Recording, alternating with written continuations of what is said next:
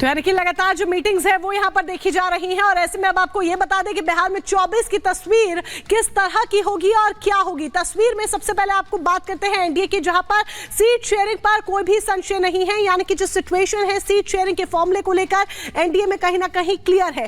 Congress RJD left में sharing पर विवाद जो है वो संभव माना जा रहा है, क्योंकि सामंजस्य बिठाना बहुत मुश्किल होगा। 2019 में इस तरह से चुनाव ये पहले भी लड़ चुके हैं और सामंजस्य की स्थिति बनाना वाकई में एक बहुत बड़ी चुनौती यहां पर खड़ी हो गई थी। चुनाव परिणाम बीजेपी के पक्ष में रहे, ये भी आपको यहां पर बता दें, क्योंकि विपक्ष एकजुट तो हुआ लेकिन चुनावी परिणाम का जो पूरा फायदा था वो बीजेपी को मिला। तीनों पार्टियों के बीच वोट बंटना तय है, क्योंकि एक को ना जाके हर किसी के अपने अपने क्राइटेरिया के अकॉर्डिंग वोट जो है वो बंट सकते हैं। तो यानी कि 2024 की तस्वीर इस तरह की कुछ लगभग सामने आ सकती है। इसी के साथ अब आगे बढ़ते हैं और 2 मिनट में दुनिया का रुख करते हैं, जहां दुनिया भर की तमाम खबरें हम आपको फटाफट अंदाज में बताएंगे।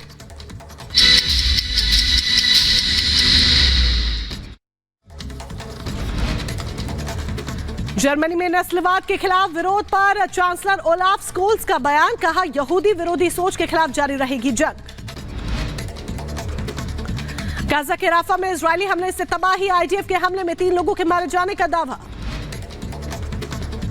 गाजा के खान यूनिस में हमास के ठिकानों पर हमला, इजरायली सेना ने जारी किया अटैक का फुटेज।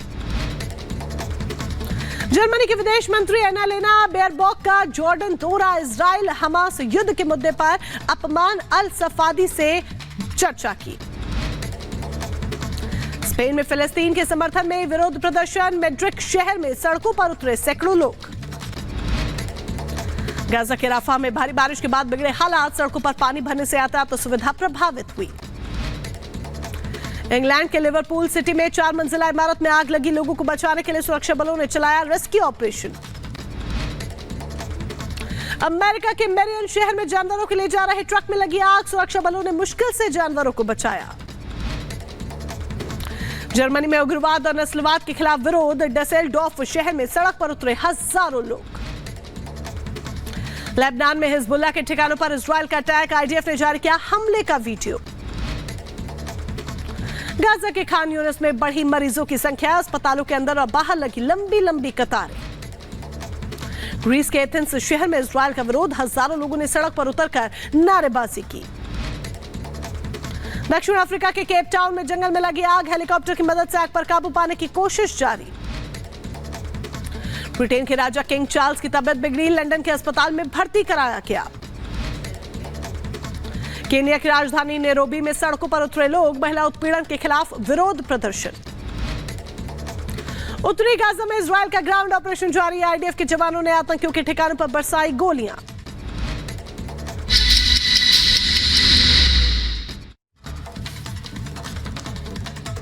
प्रधानमंत्री नरेंद्र मोदी आज सुप्रीम कोर्ट के डायमंड जुबली समारोह का उद्घाटन करेंगे। 1 मिनट में ये पूरी रिपोर्ट आपको दिखाते हैं। सुप्रीम कोर्ट के 75 साल पूरे होने के मौके पर आज डायमंड जुबली समारोह का आयोजन किया गया है, जिसमें मुख्य अतिथि के तौर पर प्रधानमंत्री नरेंद्र मोदी कार्यक्रम में शामिल होंगे और सुप्रीम कोर्ट के हीरक जयंती समारोह का उद्घाटन करेंगे। साथ ही इस मौके पर पीएम मोदी और सुप्रीम कोर्ट के मुख्य न्यायाधीश डीवाई चंद्रचूड़ सभा को संबोधित करेंगे। डायमंड जुबली कार्यक्रम के मौके पर शीर्ष अदालत द्वारा की गई कई डिजिटल कार्यक्रमों का प्रदर्शन किया जाएगा। साथ ही इस मौके पर प्रधानमंत्री नरेंद्र मोदी सुप्रीम कोर्ट की नई वेबसाइट भी लॉन्च करेंगे। बता दें कि डिजिटल कोर्ट 2.0 एप्लीकेशन जिला अदालतों के न्यायाधीशों को इलेक्ट्रॉनिक रूप में अदालती रिकॉर्ड उपलब्ध कराने के लिए ई कोर्ट परियोजना के तहत एक पहल है। इसे वास्तविक समय के आधार पर भाषण को पाठ में बदलने के लिए एआई के उपयोग के साथ जोड़ा गया है। Bureau report, Republic Bharat.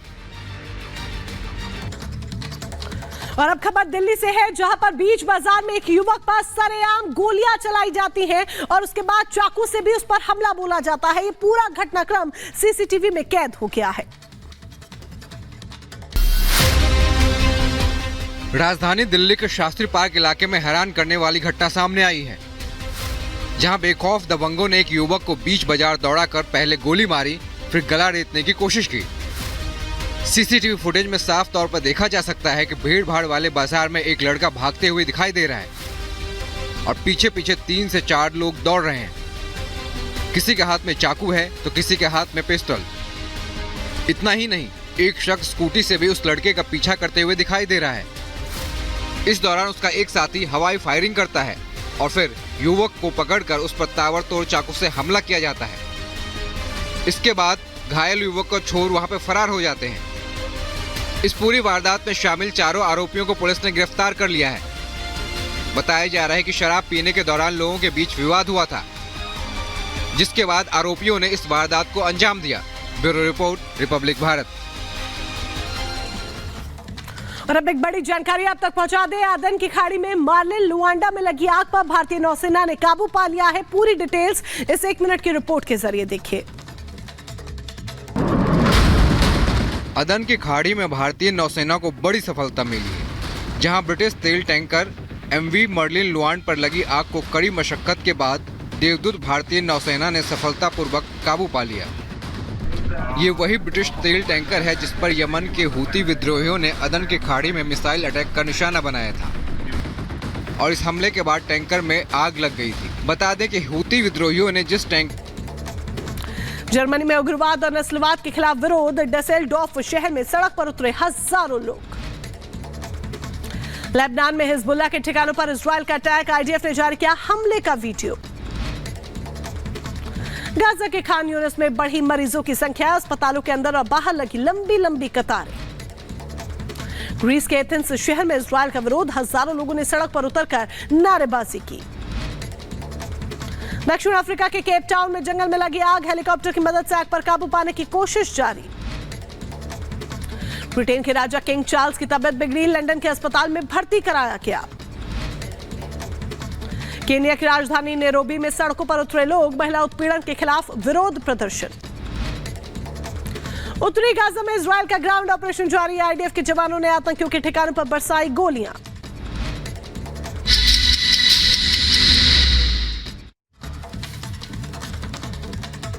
प्रधानमंत्री नरेंद्र मोदी आज सुप्रीम कोर्ट के डायमंड जुबली समारोह का उद्घाटन करेंगे।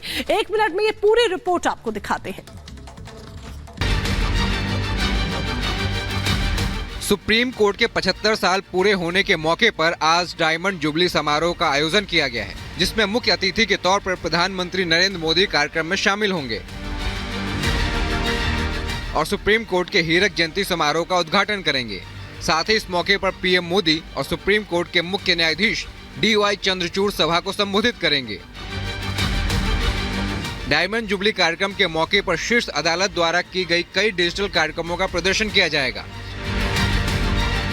साथ ही इस मौके पर प्रधानमंत्री नरेंद्र मोदी सुप्रीम कोर्ट की नई वेबसाइट भी लॉन्च करेंगे। बता दें कि डिजिटल कोर्ट 2.0 एप्लीकेशन जिला अदालतों के न्यायाधीशों को इलेक्ट्रॉनिक रूप में अदालती रिकॉर्ड उपलब्ध कराने के लिए ई-कोर्ट परियोजना के तहत एक पहल है। इसे वास्तविक समय के आधार पर भाषण को पाठ में बदलने के लिए AI के उपयोग के साथ जोड़ा गया है। Bureau report, Republic Bharat.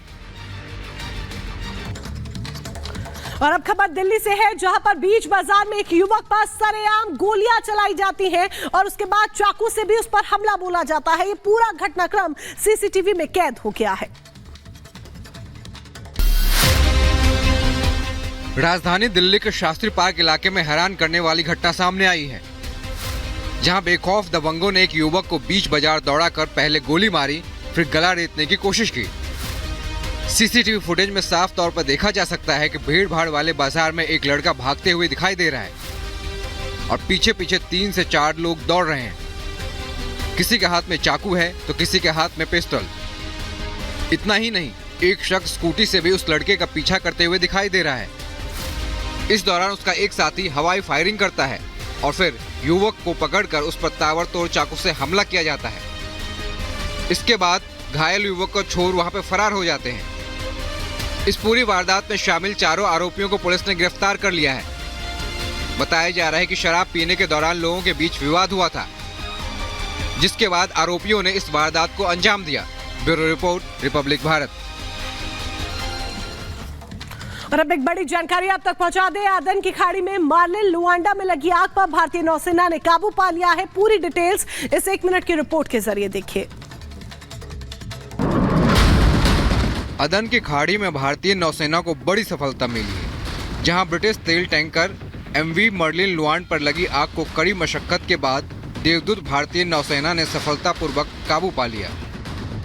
ये वही ब्रिटिश तेल टैंकर है जिस पर यमन के हूती विद्रोहियों ने अदन की खाड़ी में मिसाइल अटैक का निशाना बनाया था और इस हमले के बाद टैंकर में आग लग गई थी। बता दें कि हूती विद्रोहियों ने जिस टैंकर